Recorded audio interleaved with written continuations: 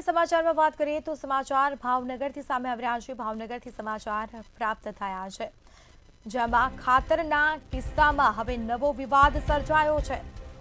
જેસરના જૂના સનાડા ગામે ખાતરમાંથી કાકરા નીકળ્યા।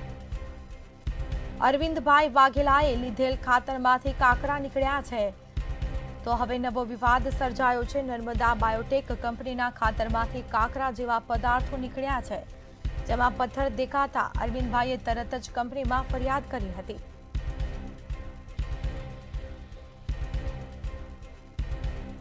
તો કંપનીના કર્મીઓએ ઘટના સ્થળે આવીને સમજાવવાની કોશિશ કરી। ઉલટું કર્મીઓએ ખેડૂતને કોર્ટ કેસ કરવાની ધમકી આપી છે। ખેડૂતે યુનાઇટેડ નેશન હ્યુમન રાઇટ્સ કાઉન્સિલનો સંપર્ક કર્યો છે। UNHRCના પ્રમુખે વાતચીત કરી। તેઓએ સાથે જે ખાતરના નમૂનાઓ સીલ કરીને લેબોરેટરી માટે મોકલવામાં આવ્યા છે, તેની તપાસ થશે।